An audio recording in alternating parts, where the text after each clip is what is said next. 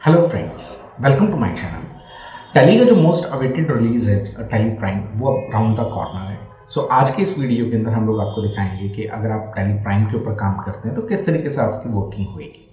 सो ये हमारा tally prime का एक नया लोगो है, जैसे कि आप देख पा रहे हैं। और इससे पहले जो मेरा एग्जिस्टिंग लोगो होता था वो कुछ इस तरीके से मुझे विजिबल होता था। सबसे पहले जो मेजर चेंज आया वो इसके लोगो के अंदर ही आपको दिखेगा। दूसरा चेंज क्या है कि टैली का नाम चेंज हो गया। जो पहले टैली.ERP9 होता था वो टैली प्राइम के नाम से जाना जाएगा। हम टैली प्राइम पर डबल क्लिक करते हैं, इसको ओपन करते हैं। ये देखिए, इवन ओपन करने का जो लुक था वो भी यहाँ पे थोड़ा चेंज हो गया है। एक बॉक्स आपको विजिबल हो रहा है जो और यहाँ पे कंपनी का नाम आपको नजर आ रहा है। देन बाकी वर्किंग ऑलमोस्ट वैसा ही है। सबसे पहले टैली खुलता है तो लाइसेंसिंग ऑपरेशन आपसे पूछता है, तो इसको फिलहाल हम शुरू कर रहे हैं कंटिन्यूइंग एजुकेशनल मोड। अब देखिए, मेरी पहली स्क्रीन है। जैसे ही आपने इसको ऑन किया, ये एजुकेशन मोड में आया। आप देख सकते हैं टैली प्राइम, ये मेरा एजुकेशन मोड है। यहाँ पे डिफरेंट मेन्यूज़, जो पहले मेन्यूज़ थे वो मेन्यूज़ काफ़ी हद तक चेंज कर दिए गए, कलर कम्बिनेशन चेंज कर दिया गया। अब हम इसमें आगे बढ़ते हैं। टैली में अक्सर कहा जाता था कि टैली हमें ब्राउज़र फीचर फंक्शन क्यों नहीं देता। ब्राउज़र का मतलब होता है कि जहाँ पे हमें पूरे फोल्डर्स विजिबल हों। तो ये अगर आप व्यू देखेंगे तो ये आपको ब्राउज़र फंक्शन की तरह दिखेगा। सबसे पहले आप इसने क्या बताया कि जो मेरी डेटा डायरेक्टरी है वो कौन सी है जी, ई ड्राइव के अंदर टैली.ERP9 के अंदर जा रहा है। ये मेरी लोकेशन है जहाँ पे इसको अवेलेबल कंपनीज मिल गई हैं। और देखिए, ये कंपनी देख के ही आप बता सकते हैं कि इनमें से सिर्फ यही कंपनी ऐसी है जो प्राइम के लिए कंपैटिबल है। यहाँ पे अगर आप देखेंगे, न्यू कंपनी एक बनी हुई है जिसके अंदर माइग्रेशन रिक्वायर्ड दिया गया है। ये बाकी कुछ हमारे पास डेटा है जिसके अंदर भी क्या लिखा हुआ है, माइग्रेशन रिक्वायर्ड है। मतलब ये टैली.ERP9 के हिसाब से तो बना हुआ है, लेकिन टैली प्राइम के हिसाब से कन्वर्टेड नहीं है। जैसे ये मेरी एक कंपनी है, मैं इसको ओपन करके दिखाता हूँ आपको। हमने एंटर प्रेस किया और जैसे मैंने इसको एंटर प्रेस किया, कंपनी ओपन हो गई। देन यहाँ पे मेरा थोड़ा लुक चेंज हो गया है। मैं ऑल्ट के साथ F1 करता हूँ और मैं इस कंपनी को शट कराता हूँ। मैंने इसको येस कराया। फिर से मेरे सामने आ गया कि आप इनमें से किसी कंपनी को माइग्रेट करना चाहते हैं तो आप उसको माइग्रेट कर सकते हैं। मैं लोकेशन बदलना चाहता हूं, तो जैसे कि हम डायरेक्टरी में देख सकते हैं कि मैं एक फोल्डर अप जाऊंगा और मैंने अप पे क्लिक कर दिया तो देखिए उसने लोकेशन चेंज कर दिया। उसने कहा ई ड्राइवर टैली.ERP9 के अंदर आप देख रहे हो। सपोज मेरा कोई डमी डेटा मेरा यहाँ पे भी रखा हुआ है। यहाँ पे हमारे पास कुछ डेटा अवेलेबल है। मैंने कहा चलिए मैं इस डेटा की बात करता हूँ, जॉब वर्क इन टैली। ये कोई कंपनी होगी, इसको मैं माइग्रेट करना चाहता हूँ। तो मैंने जैसे ही माइग्रेशन पे क्लिक किया, ये कहता है सबसे पहले migration will make the company data incompatible with the release. जो हमारी एग्जिस्टिंग रिलीजेस थी उसके साथ फिर वो डेटा काम नहीं करेगा। तो आपको बड़ा सोच समझ के डेटा को माइग्रेट करना होगा। अगर आप टेस्टिंग भी कर रहे हैं तो आप कोशिश कीजिएगा अपने डेटा का पहले बैकअप लें। ये क्या कहता है कि सबसे पहले कहता है कि आप इसका बैकअप लेना चाहते हैं। आप इसको सिंपल देखिए, यहाँ पे लोकेशन दिखाया है, येस सी ड्राइव के अंदर ये ले रहा है। अगर आप इसको कन्फिगर करना चाहते हैं, किसी और लोकेशन पे लेके जाना चाहते हैं, तो आप वो लोकेशन भी चेंज कर सकते हैं। डेस्टिनेशन का जो पाथ है वो मैं यहाँ पे रखना चाहता हूँ। सपोज मैं सी ड्राइव में ना रख के मैंने कहा आप, या तो आप खुद इस पाथ को स्पेसिफाई करते हैं, जैसे कि आप इससे पहले टैली में करते आए हैं, आप वैसा भी कर सकते हैं। ये मैंने एक लोकेशन दे दिया और हमने यहाँ पूरा एक पाथ लिखा। ऑटोमेटिकली ये फोल्डर अगर क्रिएटेड नहीं था तो ये कहता है कि ये फोल्डर क्रिएटेड नहीं है, क्या ये आपके लिए बना दिया जाए। तो हमने कहा ये आप हमारे लिए इसको क्रिएट कर दो। अब ये लोकेशन हमने सेलेक्ट किया, ठीक है। अब देखिए, मैं एस्केप प्रेस करके वहाँ से बाहर आया। इन्होंने कहा बैकअप कंपनी डेटा करना है, डेस्टिनेशन ये है। अब हमें क्या करना है, माइग्रेट करना है। आर प्रेस करेंगे या माइग्रेट करेंगे, माउस की मदद से भी आप कर सकते हैं। और ये देखिए, डेटा ने क्या किया, माइग्रेशन को कंप्लीट कर दिया। अब ये डेटा मेरे सामने ओपन हो गया, ठीक है। अब मैं एक बार फिर से ऑल्ट के साथ F1 प्रेस करता हूँ। मैं इसको क्विट कर देता हूँ, कंपनी को शट करा दिया मैंने। और यहाँ से देखिए मेरा जॉब वर्क, मेरा माइग्रेशन कंप्लीट हो चुका है। तो यहाँ पे अब देखो एक्शन कुछ रिक्वायर्ड नहीं दिखा रहा। मैं अब इसको कभी भी खोलूंगा, ये कंपनी मेरे को ओपन हो जाएगी। अब मुझे जो अगला ध्यान देना वो क्या है कि अगर आप देखें मास्टर्स को, तो पहले मास्टर में हमारे पास आते थे accounting masters, inventory master, payroll masters, और वो सारी चीज़ें हटा दी गई हैं। अब वहाँ पे सिंपल वर्ड दे दिया गया, या तो आप क्रिएट करेंगे या ऑल्टर करेंगे। और चाहे तो आप चार्ट ऑफ अकाउंट भी देख सकते हैं कि जैसे कि ये मेरी एग्जिस्टिंग ऑलरेडी कोई कंपनी थी तो इसमें डेटा ऑलरेडी मेरे पास अवेलेबल था। तो हमने कहा चलिए हम चार्ट ऑफ अकाउंट्स देखते हैं। जब हमने चार्ट ऑफ अकाउंट देखा तो इसने कहा कि अकाउंटिंग मास्टर्स के अंदर आपको कुछ चीज़ें दिख रही हैं। आप यहाँ पे ग्रुप देखना चाहते हैं तो ग्रुप देख सकते हैं, एस्केप दबा के बाहर आया। आप लेजर्स देखना चाहते हैं तो आपको लेजर्स दिख जाएंगे। अब कंसर्न आता है कि मेरे को एक नया लेजर क्रिएट करना है, तो हम गेटवे ऑफ टैली के अंदर जाते हैं। पहले हम मास्टर्स में अकाउंटिंग इन्फो में जाते थे, अब डायरेक्टली मैं क्रिएट करूँगा। जब मैं क्रिएट करूँगा तो मेरे से पूछता है कि मास्टर में आपको बनाना क्या है, आप कोई ग्रुप बना रहे हैं, लेजर बना रहे हैं, करेंसी डिफाइन कर रहे हैं या वाउचर टाइप डिफाइन करना चाह रहे हैं। ये इन्होंने हमें अकाउंटिंग मास्टर्स को यहीं पे ओपन करके दे दिया, और एज वेल एज मुझे इन्वेंट्री मास्टर भी दे दिया गया है, जिसमें stock group, category, item, unit, godown सभी चीज़ें ले सकता हूँ।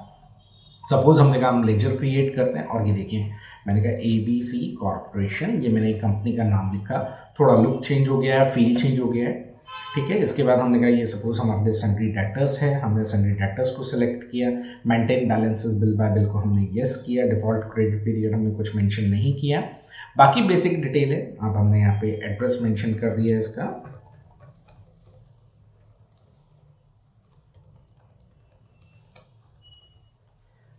यहाँ से हमने कहा स्टेट, कंट्री, पिन कोड 110046 हमने मेंशन किया। मोबाइल नंबर अगर आप डालना चाहते हैं, पहले मोबाइल नंबर की ऑप्शन यहाँ पे नहीं आती थी, अब देखिए डायरेक्टली मोबाइल नंबर की ऑप्शन आ रही है। प्रोवाइड कॉन्टैक्ट डिटेल, अगर आप कॉन्टैक्ट डिटेल रखना चाहते हैं आप इसको येस कर सकते हैं। तो उससे क्या होगा कि यहाँ पे कॉन्टैक्ट पर्सन कौन है, उनका फ़ोन नंबर क्या है, फैक्स नंबर, ईमेल आईडी अगर उनका कोई अवेलेबल है तो आपने यहाँ पे ईमेल आईडी भी मेंशन करा दिया, और कोई वेबसाइट्स वगैरह कोई भी डिटेल है तो आप डाल सकते हैं। इसी तरीके से यहाँ पे इनकी बैंकिंग डिटेल, अगर बैंक से रिलेटेड इन्फॉर्मेशन आप सेव करना चाहते हैं तो रख सकते हैं। ये देखिए मैंने एक लेजर को क्रिएट किया। अब मैं इसको आपको दिखाना चाहता हूँ तो हम इसको क्या कर सकते हैं, ऑल्टर कर सकते हैं। किसको देखना है, लेजर को देखना है। सो जितने भी मेरे अवेलेबल लेजर थे सारे के सारे मेरे को यहाँ पे विजिबल हो गए हैं। सो अभी हमने कहा ABC कॉर्पोरेशन हमने बनाया था, हम इसको देख सकते हैं। अब अगर कोई ट्रांजैक्शंस करनी है तो ट्रांजैक्शंस के अंदर भी पहले टैली में आपको क्या मिलता था कि मल्टीपल काइंड ऑफ, कि आप अकाउंटिंग वाउचर्स अलग से पास ऑन करते थे, इन्वेंट्री वाउचर आप अलग से पास ऑन करते थे, पेरोल वाउचर्स आप अलग से पास ऑन कर सकते थे। लेकिन अब हम यहाँ पे ट्रांजैक्शंस के अंदर जाते हैं तो मेरे को डायरेक्टली क्या मिलता है, वाउचर्स मिलता है या डे बुक मिलता है। तो पहले डे बुक आपको डिस्प्ले में जाके मिलता था, चलिए पहले एक बार डे बुक भी आपको दिखा देते हैं। देखिए डे बुक के अंदर इसने वो ट्रांजेक्शन दिखा दी जो ट्रांजेक्शन यहाँ पे अवेलेबल थी। सो हम वाउचर्स के अंदर गए और देखिए यहाँ पे मेरे पास F4 से contra, F5 payment, F6 receipt, F7 journal, F8 sale, F9 purchase, जो आपको चीज़ें मिला करती थी। लेकिन इसी के साथ अगर आप ध्यान देंगे तो एक ये बटन भी आपके सामने बना है। अगर मैं इस पर क्लिक करता हूँ तो उससे कॉरेस्पॉन्डेंस मेरी क्या क्या चीज़ें हो सकती हैं। सेल्स है तो ऑब्वियस सी बात है कि उसके साथ डिलीवरी नोट भी हो सकता है, सेल्स ऑर्डर भी हो सकता है, तो वो सारी चीज़ें आपके यहाँ पे देखना शुरू हो गया। जर्नल में आपके पास क्या हो सकता है कि आप journal, stock journal, physical stock register जो आप मेंटेन करते थे, वो सारी मेन्यूज आपको यहीं पे एक ही विंडो के ऊपर मिलना शुरू हो गया है। और इसके अंदर एक बहुत अच्छा फंक्शन है, अगर आप कंट्रोल दबाएंगे तो सिर्फ कंट्रोल से रिलेटेड मेन्यू ही हाईलाइट होंगी आपको। मैंने कंट्रोल प्रेस किया और आप देख सकते हैं कि यहाँ पे सिर्फ मेरे को फिजिकल स्टॉक ही विजिबल हो रहा है। अब मैं ऑल्ट प्रेस करता हूँ तो ऑल्ट के बाद सिर्फ वही मेन्यूज हाईलाइटेड होंगी जो ऑल्ट के साथ काम करेंगी, और एस्केप दबा दिया तो नॉर्मल हो जाएगी। हम यहाँ पे F8 करते हैं, सेल्स करते हैं, हमने कहा ABC कॉर्पोरेशन। इनके अंदर अगर हमें डिलीवरी नोट नंबर या डिस्पैच डॉक्यूमेंट नंबर जो भी मेंशन करना है वो हम कर सकते हैं। हम एंटर प्रेस करते हैं, आगे आते हैं और यहाँ से bill to, then mailing name, address मेरे सामने आ गई, ये बेसिक डिटेल आ गई। हमने कहा क्या करना चाहते हैं, सेल्स करना चाहते हैं। आइटम मैं देखता हूँ हमारे पास कुछ स्टॉक आइटम अवेलेबल हैं। सपोज मैंने कहा माई PC, अभी इसका स्टॉक मेरे पास अवेलेबल नहीं था, तो मैं किस गोडाउन से अगर मेरे को इसको देना है, अगर आपने कोई गोडाउन मेंटेन किए हुए हैं, कितनी क्वांटिटी आप इसमें दे रहे हैं, नेगेटिव स्टॉक का मैसेज आ गया, किस प्राइस में आप दे रहे हैं वो आपने प्राइस मेंशन कर दिया। थोड़ा व्यू, फील, लुक चेंज हो गई है। अगर कोई टैक्सेशन है तो टैक्सेशन आप लगा सकते हैं, अदरवाइज आप इसको एक्सेप्ट कर सकते हैं। न्यू रेफरेंस, जो मेरा बिल नंबर था वो हमने न्यू रेफरेंस के अंदर क्रिएट कर दिया। अब हम इसका प्रिंट आउट लेना चाहते हैं तो सिंपल हम ऑल्ट के साथ P करेंगे। सो प्रिंटिंग के अंदर भी ये पूछता है, देखिए सबसे इंटरेस्टिंग पॉइंट क्या है कि प्रिंट किसका करना चाहते हैं आप, इसी पेज का प्रिंट लेना चाहते हैं या कोई और पेज आप किसी और चीज़ का प्रिंट लेना चाहते हैं। तो मैंने कहा भाई फिलहाल हम सीखते हैं करंट। करंट का मतलब हो गया जिस इनवॉइस की हम बात कर रहे थे। सो यहीं से आपके सामने एक बहुत अच्छे तरीके से मेन्यू आ गया कि आप इसको कन्फिगर करना चाहते हैं, प्रीव्यू देखना चाहते हैं कि प्रिंट करना चाहते हैं। सो हमने कहा हम इसका प्रिंट करना चाहते हैं। ये देखिए ये इनवॉइस मेरे को यहाँ पे विजिबल हो गया। मैं इसको जूम करके दिखाता हूँ आपको। ये देखिए मैं एस्केप प्रेस करता हूँ, मैं आगे आ जाता हूँ। इसको प्रीव्यू देख, अभी हमने चेक किया प्रीव्यू हम किस तरीके से करते हैं। अगर आप कॉन्फ़िगर करना चाहते हैं तो सारे मेन्यूज़ आपके सामने अवेलेबल हो गए हैं। हम इनको one by one cover up करेंगे। इसमें बहुत सारे फंक्शंस आपको दिए गए हैं जिनको हम यूज़ करने वाले हैं, जिसको हम दिखाएंगे। चलिए दोस्तों, आज मैं इस सेशन के अंदर आपको सिखाऊंगा कि टैली प्राइम के अंदर एक कंपनी कैसे क्रिएट होगी, हम सेल्स के लेजर कैसे क्रिएट करेंगे, परचेज के लेजर कैसे क्रिएट करेंगे, एज वेल एज हम इन्वेंट्री को कैसे मैनेज करेंगे, और हम जीएसटी के हिसाब से बिलिंग अगर करना चाहते हैं तो किस तरीके से हम जीएसटी अनेबल करके अपनी ट्रांजेक्शंस को पास ऑन करना सीखेंगे। सो सबसे पहले मेरे पास ये डिटेल आई कि यहाँ पे मेरे पास एक कंपनी अवेलेबल है जो टैली प्राइम के हिसाब से कंपैटिबल है, बाकी चीज़ें अभी ERP 9 के हिसाब से बनी हुई है। सो अभी हमें क्या करना है, हमें एक फ्रेश कंपनी क्रिएट करना है। तो हम कहाँ जाएंगे, क्रिएट कंपनी के अंदर जाएंगे। अब देखिए क्रिएट कंपनी का स्क्रीन पहले से अब में बहुत चेंजेस आ गए हैं। आप देख सकते हैं कि कितने लिमिटेड आपको स्कोप यहाँ पे विजिबल है। सबसे पहले हमने कहा कंपनी, हमने कहा न्यू दिल्ली बिजनेस हाउस, ये मेरा एक कंपनी का नाम है। हम इनके लिए अकाउंटेंसी करने वाले हैं। मेलिंग नेम इनका आ गया। एड्रेस आप देना चाहते हैं तो आपने यहाँ पे एड्रेस मेंशन कर दिया। मैं कोई भी एक डमी एड्रेस डाल देता हूँ आप लोगों के लिए, ताकि ये प्रिंटिंग के अंदर भी आपको नज़र आएगा तो आपको अच्छा लगेगा। इसके बाद हम लोगों ने कहा स्टेट। हमने कहा स्टेट, देखिए यहाँ पे हमने मेंशन किया दिल्ली, और इसके बाद ऑटोमेटिकली उसने कंट्री को स्किप कर दिया। अभी यहाँ पे पहला पॉइंट क्या आता है कि चलिए ये तो दिल्ली का आपने स्टेट दिया, ठीक है। आप कोई नया स्टेट, अगर कोई लिस्ट अवेलेबल नहीं है तो आप न्यू स्टेट यहाँ पे डिफाइन भी कर सकते हैं अपने हिसाब से। चेंज कंट्री, यहीं पे मैंने आपको चेंज कंट्री की ऑप्शन दे दी है। आपने कहा जी हम यहाँ पे इजिप्ट के लिए वर्क करना चाहते हैं, तो इजिप्ट के लिए जैसे मैंने क्लिक किया तो जो इजिप्ट में स्टेट्स नहीं चलते हैं वहाँ पे लिस्ट ऑफ गवर्नेट्स लिखा हुआ है। सो आप यहाँ से अगर किसी भी एक स्टेट के लिए काम करना चाहते हैं तो यहाँ पे आप सिलेक्ट कर सकते हैं। आपने कहा नहीं हम लोग USA के लिए काम करना चाहते हैं, यूनाइटेड स्टेट के लिए। ये देखिए यूनाइटेड स्टेट के अंदर गए और देखिए यहाँ से आपको क्या लिख रहा है, लिस्ट ऑफ स्टेट्स आपको दिख रहा है। सो आप यहाँ से सपोज हम वाई के लिए या वाई के लिए वर्क करना चाहते हैं तो ये देखिए। सो फिलहाल हम लोग स्विच करते हैं, हम यहाँ से कंट्री जाके यहाँ से भी चेंज कर सकते हैं और कंट्री जाके हम यहाँ से भी चेंज कर सकते हैं। तो फिलहाल हमने सेलेक्ट किया इंडिया को, और मैं यहाँ से जाके चेंज कर देता हूँ दिल्ली। हम दिल्ली की अकाउंटेंसी कर रहे हैं, कंट्री है इंडिया, और यहाँ से हमने अपना पिन कोड सेलेक्ट किया कि मेरा क्या पिन कोड है, टेलीफोन नंबर, मोबाइल नंबर, ये बेसिक डिटेल आप डाल सकते हैं। और फाइनेंशियल ईयर आपका 1 अप्रैल, और बुक्स बिगिनिंग फ्रॉम हमने बेसिक डिटेल हमने एज इट इज रखी। ये देखिए इतना आसान था एक कंपनी क्रिएट करना। और कंपनी क्रिएट करते ही अब आपके सामने डिटेल ले आता है कि अब आप करना क्या चाहते हैं। सो कंपनी क्रिएटेड सक्सेसफुली, लेकिन इसके बाद आपसे कुछ इन्फॉर्मेशन मांगता है कि आप अकाउंटेंसी सिर्फ अकाउंटिंग और एंट्रीज करना चाहते हैं या उसके साथ इन्वेंट्री भी मैनेज करना चाहते हैं, क्योंकि इनिशियल स्टेटमेंट के अंदर उसने आपसे पूछ लिया। तो सबसे पहले क्या पूछता है अकाउंटिंग में, मेंटेन अकाउंट्स ओनली, कि आप इन्वेंट्री अगर मैनेज करना चाहते हैं, नहीं करना चाहते हैं, उसके लिए आपसे पूछा गया। अनेबल बिल वाइज डिटेल, आप बिल वाइज डिटेल रखना चाहते हैं या नहीं रखना चाहते हैं। देन इन्वेंट्री के अंदर का मेंटेन इन्वेंट्री, हाँ जी हमें इन्वेंट्री भी मैनेज करना है, और इन्वेंट्री और अकाउंटेंसी को हम कंबाइन करके चलना चाहते हैं, बिल्कुल ठीक है। सो यहीं से आपसे इसने पूछ लिया कि आप इसमें जीएसटी एनेबल करना चाहते हैं या टीडीएस एनेबल करना चाहते हैं या नहीं। जीएसटी हमने एनेबल किया तो दिल्ली आ गया, और यहाँ से मेरे से मेरा जीएसटी नंबर पूछ लेता है। सो मैं यहाँ पे अपना जीएसटी नंबर डाल देता हूँ, ये हमारा जीएसटी नंबर यहाँ पे आ गया। देन हमने कहा हम मंथली या क्वार्टरली जो भी हमारा रिटर्न का पैटर्न है वो हमने मेंशन कर दिया। ईवे बिल एप्लीकेबल है या नहीं है वो आपने मेंशन करा दिया। और हमने कहा थ्रेशोल्ड लिमिट हमारी इनवॉइस वैल्यू पे होती है, थ्रेशोल्ड लिमिट हमारी 50,000 है। देन यहाँ पे मैंने इसको 1 लाख कर दिया, और विद इन द स्टेट हमारा 50,000 एप्लीकेबल करा दिया, और बाकी किसी चीज़ को मैंने चेंजेस नहीं किया। अभी यहाँ से एक ऑप्शन और आता है, क्या आप इसके अलावा भी फर्दर किसी और फीचर को ऑन ऑफ करना चाहते हैं, तो आप यहाँ से येस करेंगे। तो देखिए पहले से ज़्यादा फीचर्स आपके पास मिल गए हैं। जैसे कि ऑनलाइन एक्सेस भी अगर आप करना चाहते हैं वो डिटेल भी आपको आ गई है। फिलहाल हम बाकी सारी चीज़ों को नहीं ले रहे। और देखिए यहाँ पे भी पूछता है क्या आप सभी फीचर को एक ही विंडो में देखना चाहते हैं, तो और जितने भी अवेलेबल फीचर्स हैं जो कंपनी क्रिएशन के टाइम पे आपसे पूछ लिया गया। अब ये जो फ्रेशर है, जो एक नया पर्सन टैली को यूज़ कर रहा है, उसके लिए बहुत अच्छा है, क्योंकि उसको अब मेन्यू सर्च करने की ज़रूरत नहीं है। जो बेसिक फंक्शनैलिटी है वो आपको सिंगल पेज पर ही विजिबल हो गई है। फिलहाल हम बाकी चीज़ों के लिए इसको नो कराते हैं, जैसे कि हमने जीएसटी एनेबल करा दिया था, और हम आगे बढ़ते हैं यहाँ से। और हमने कहा सपोर्ट टीडीएस, फिलहाल हम टीडीएस नहीं ले रहे हैं, हम इसको एक्सेप्ट करते हैं, येस।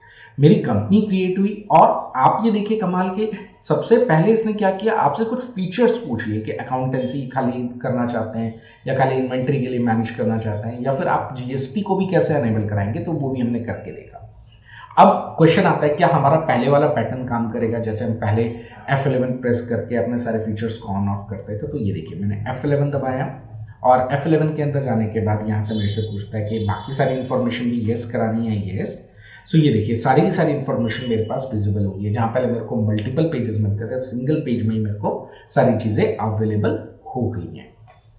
और यहाँ से अगर आप देखेंगे मोर डिटेल्स, अगर आप मोर डिटेल देखना चाहते हैं तो आप जीएसटी से रिलेटेड डिटेल देखना चाहते हैं, मेरा पैन नंबर डिटेल मेंशन नहीं है या CIN नंबर मैंने नहीं डाला तो वो मेरे को विजिबल नहीं हो रहा है। आपने कहा शो मोर, ठीक है, शो इनएक्टिव, ये देखिए TDS हमने अनेबल नहीं किया, TCS अनेबल नहीं किया, तो वो सारी चीज़ें आपकी इनएक्टिव नज़र आ रही है।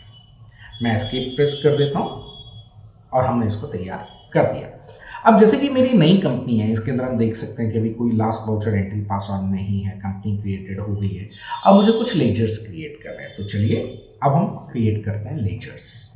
सबसे पहले हमने कहा मैं एक सेल्स का लेजर बनाना चाहता हूँ अंडर सेल्स अकाउंट। बाकी रिमेनिंग चीज़ें कॉमन रहेंगी, बिल्कुल वैसे ही है। क्या GST एप्लीकेबल करना है? हमने कहा येस एप्लीकेबल करना है। हम लोग गुड्स के अंदर डील करते हैं, तो मैंने ये गुड्स के अंदर मेंशन करा दिया। सेम तरीके से मैंने कहा क्या मैं परचेज का भी लेजर बनाते हैं, हम परचेज के अंदर आगे परचेज अकाउंट, और ये देखिए हमने कहा ये मेरे लिए गुड्स है और इसको भी मैंने एक्सेप्ट करा दिया। सपोज जिससे हम खरीद रहे हैं वो मेरा ABC कॉर्पोरेशन है, हमने कहा ABC कॉर्पोरेशन, ये मेरे लिए कौन होगा? सन्ड्री क्रेडिटर्स होगा। हम इनसे मटेरियल ले रहे हैं, maintain balance bill bye bill, हम इसको येस रखेंगे और इनका एड्रेस आप यहाँ पे प्रॉपर तरीके से मेंशन कर सकते हैं। सपोज हमने कहा M, ये हमने एड्रेस डाला, सिटी डाल दिया, स्टेट डाल दिया, पिन कोड डाल देते हैं हम लोग, देन मोबाइल नंबर हुआ, बेसिक डिटेल आ गई। ये सारी चीज़ें आप यहाँ से मेंशन कर सकते हैं। सो इनका GST नंबर, आपने एक GST नंबर लिया और यहाँ पे आपने मेंशन करा दिया, हमने इसको एक्सेप्ट करा दिया। सो हम मटेरियल बेचते हैं XYZ कंपनी को, ये मेरे लिए कौन होगा? सन्ड्री डेटर्स होगा।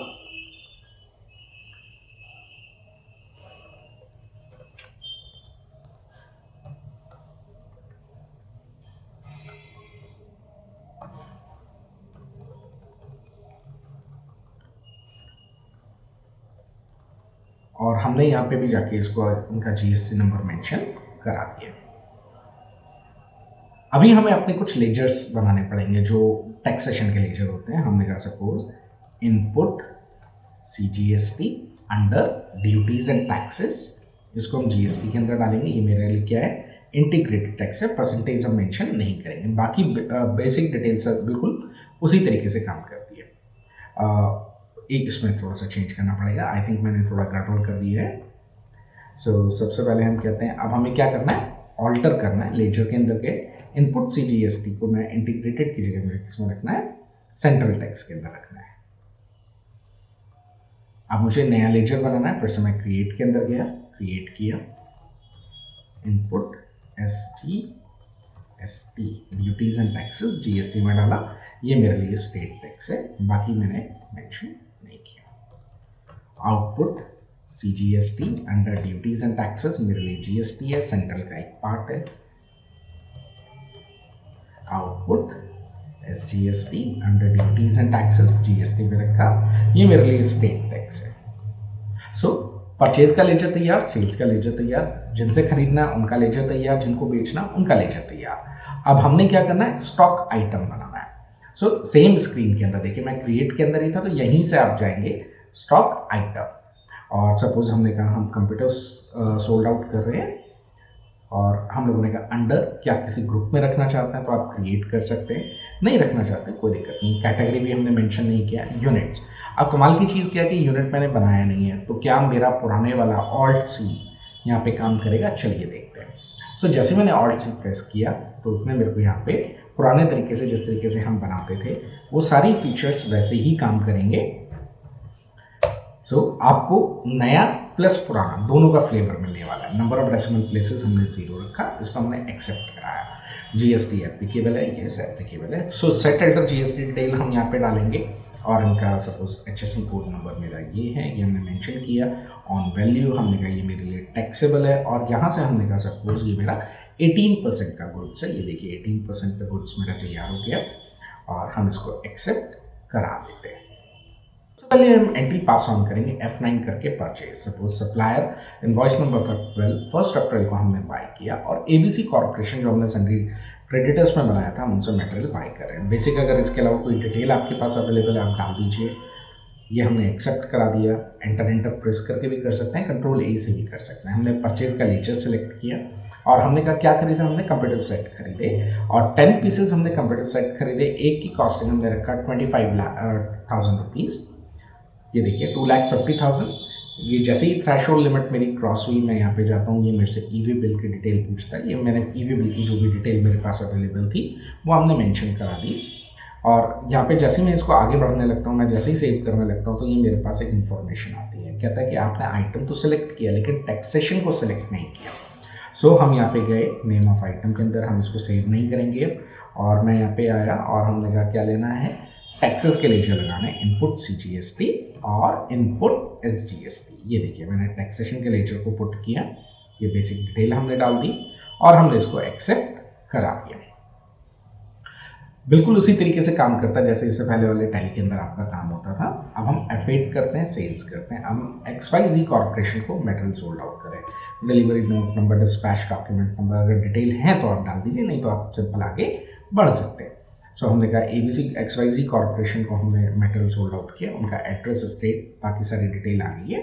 हमने कहा कंप्यूटर से 10 पीसेज में से हो सकता है कि मेरे पास 2 पीसेज का ऑर्डर था, मैंने कहा 2 पीसेज हमने इनको सोल्ड आउट किए और पर पीस की कॉस्टिंग हमने निकाला सपोज 35,000।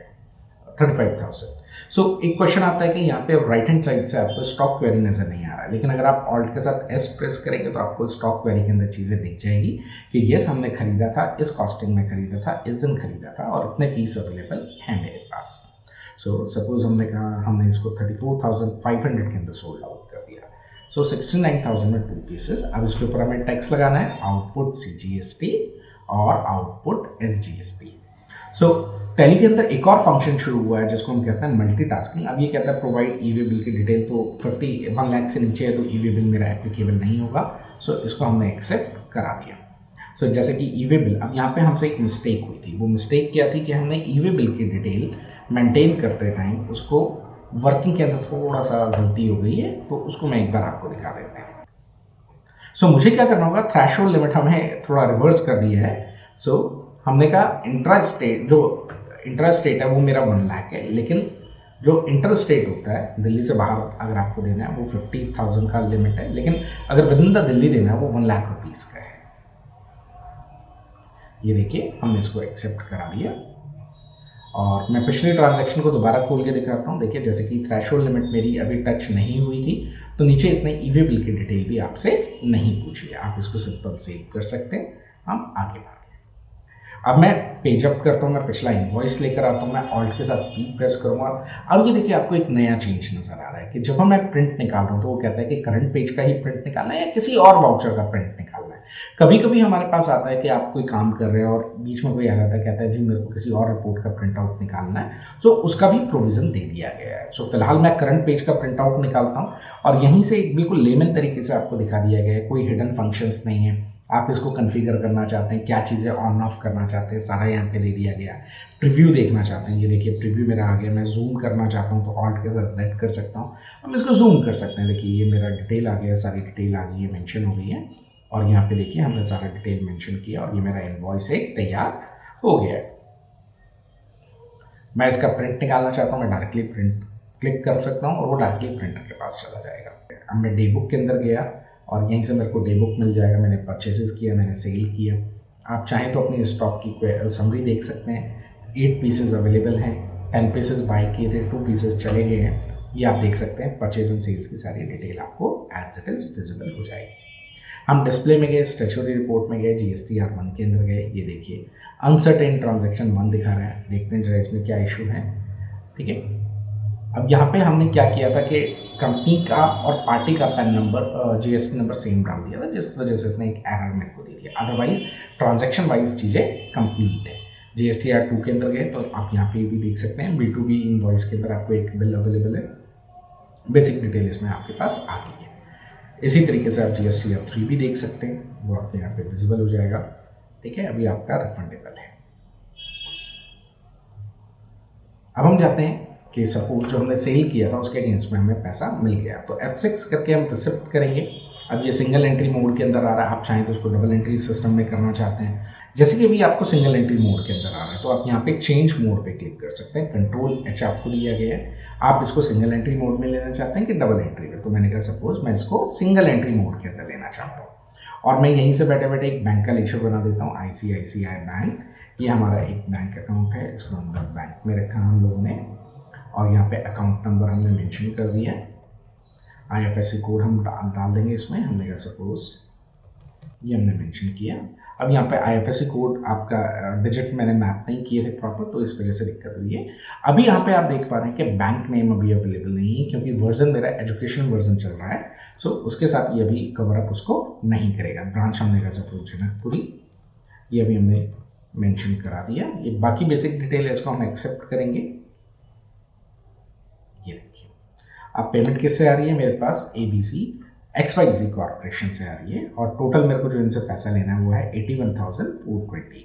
सो मैंने कहा 81,420 रुपीज़ हमें यहाँ से रिसीव हो गया अगेंस्ट रेफरेंस। बाकी सारी चीज़ें एज इट इज़ हैं जैसा आप इससे पहले करते आए हैं। सो पेमेंट आपकी ई फंड ट्रांसफर थी या क्या था वो आपने यहाँ पे मेंशन करा दिया और ट्रांजैक्शन सेव कर ली।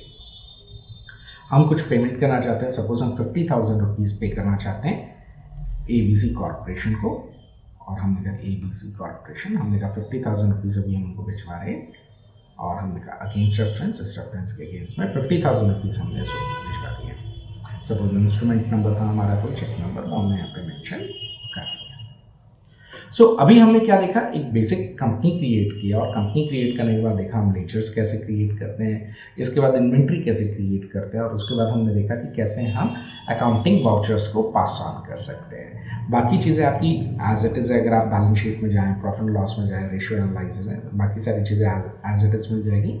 डिस्प्ले मोर रिपोर्ट्स के ऊपर आप क्लिक करते हैं तो आप ट्रायल बैलेंस देखना चाहते हैं, डे बुक है, कैश फ्लो है, फंड फ्लो है, अकाउंट बुक्स में जाना चाहते हैं, बाकी सारी चीज़ें आपकी एज इट इज़ विजिबल हो रही है। तो दोस्तों कैसा लगा आपको टैली प्राइम?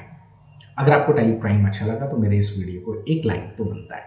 अपने दोस्तों की इन्फॉर्मेशन पहुंचाने के लिए मेरे इस वीडियो को शेयर कीजिए और टैली प्राइम से रिलेटेड नए नए फीचर्स जानने के लिए मेरे इस चैनल को सब्सक्राइब कीजिए।